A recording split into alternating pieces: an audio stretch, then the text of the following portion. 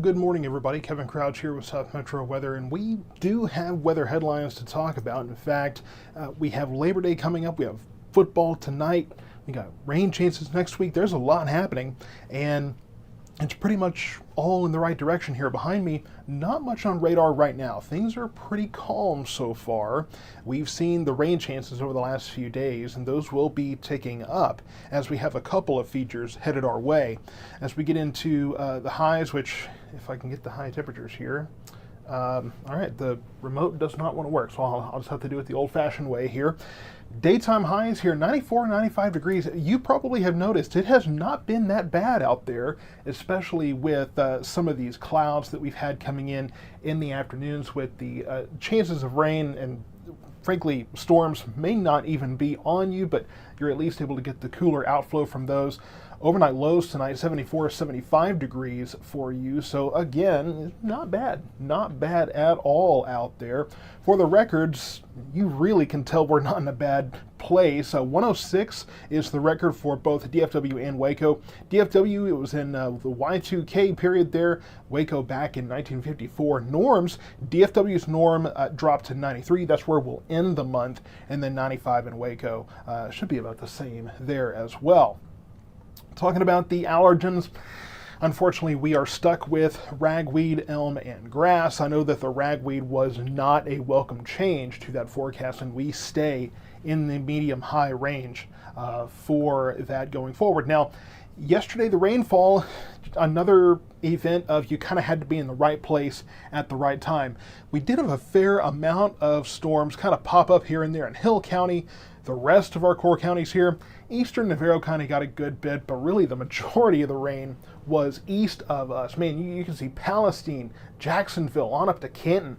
Really good rain there. Very fortunate in those areas, but those were the lower rain chances in the forecast. We do have better rain chances coming up, and so that will be very, very welcome here as we have drought conditions that continue to deteriorate across our area.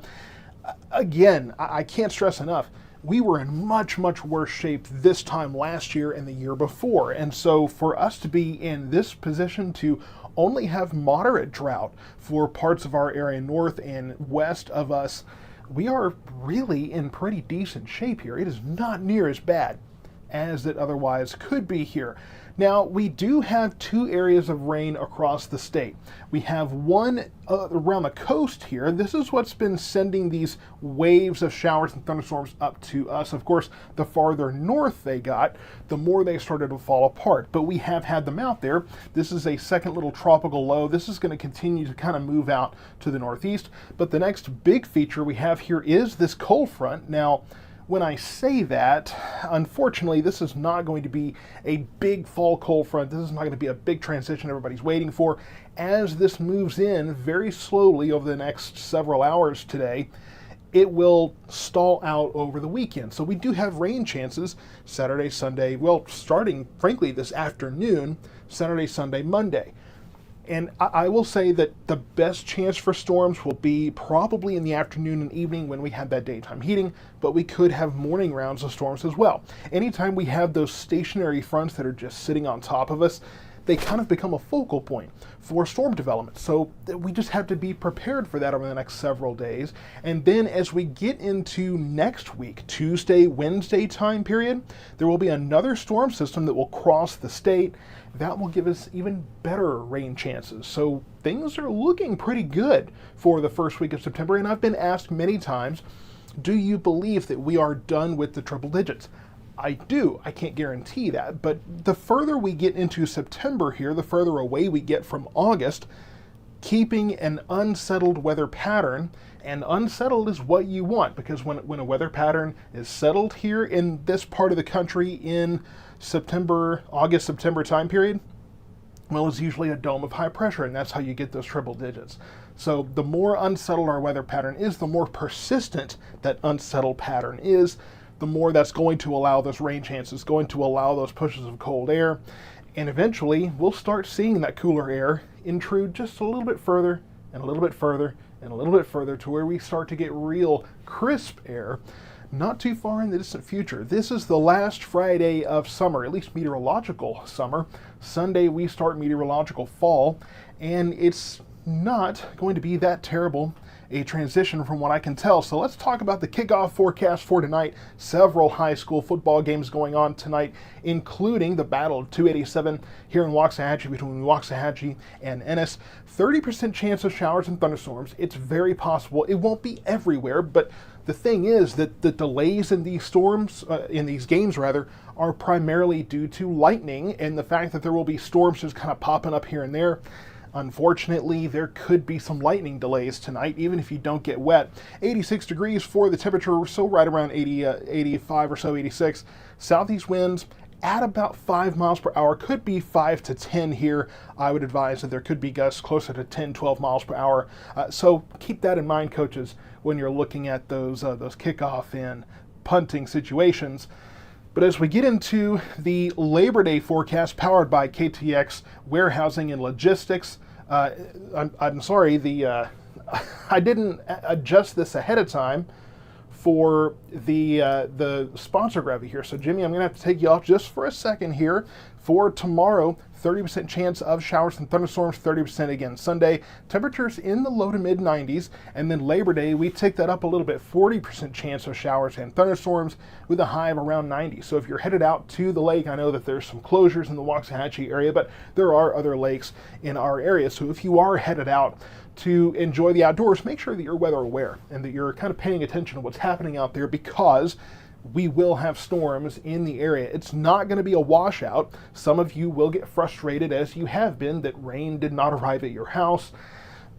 But over the next several days, we do have higher chances and higher chances coming into play. So let's see if I can get that to stay on there. There we go. When you're your own producer in the studio and you're also trying to be on air, it can be a challenge. So here's the forecast. Let's put all of this together here. Today, 94% chance, 94 degrees. You'd love a 94% chance of rain, right? 94 degrees, 30% chance of showers and thunderstorms. Winds should be, I think, mostly on the lighter side, but we'll get some gusts at 10 to 12 miles per hour there. So again, keep that in mind if you're kicking that ball off tonight.